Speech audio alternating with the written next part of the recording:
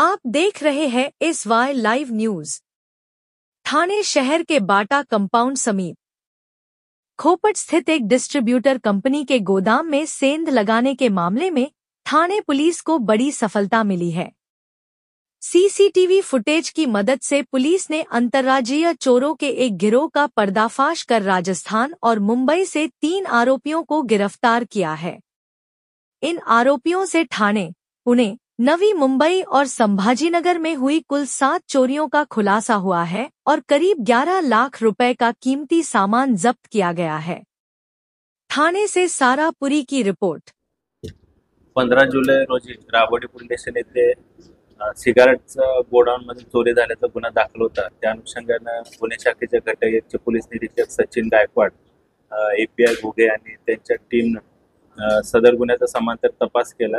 ज्यामध्ये ACP शेखर बागडे यांच्या पर्यवेक्षणामध्ये CCTV footage असेल किंवा तांत्रिक विश्लेषण करून आरोपी निष्पन्न करण्यात आले। ज्यामध्ये एकूण 3 आरोपी निष्पन्न झाले। एक महेंद्र कुमार मेघवाल हा राहणारा राजस्थानचा आहे, दुसरा राजेश कदम राहणारा मुंबई आहे आणि गणेश पाटीदार हा राहणारा राजस्थानचा आहे। असे 3 आरोपींना ताब्यात घेण्यात आले, कायदेशीर त्यांना अटक करण्यात आली। त्यांच्याकडून सिगारेटचे बॉक्स, त्याचबरोबर चांदीच्या काही वस्तू होत्या आणि पैसे आणि रोख रक्कम आणि एक 2 व्हीलर गाडी असा मुद्देमाल, एकूण 10 लाखाचा मुद्देमाल हस्तगत करण्यात आलेला आहे, जप्त करण्यात आलेला आहे।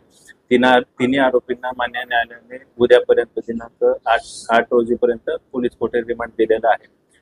सदरच्या गुन्ह्यामध्ये ही टोळी ही आंतरराज्यीय किंवा विविध राज्यामध्ये अशा प्रकारचे गुन्हे केलेले आहेत।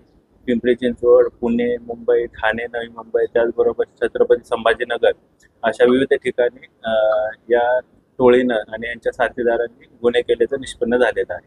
उद्यापर्यंत दिनांक 8 पर्यंत त्यांची पोलीस कोठडी आहे आणि हा जो त्यांनी चोरी केलेला मुद्देमाल आहे याचे रिसिव्हर राजस्थान किंवा इतर राज्यामध्ये देखील आहेत। त्या अनुषंगाने देखील आम्ही त्यांच्याकडे तपास करत आहोत। आरोपीवरती याच्या अगोदर कुठले गुन्हे दाखल आहेत?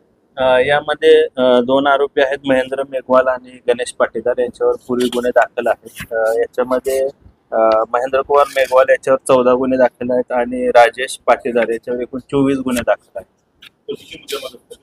एकूण 10 लाखाचा मुद्देमाल जप्त करण्यात आले।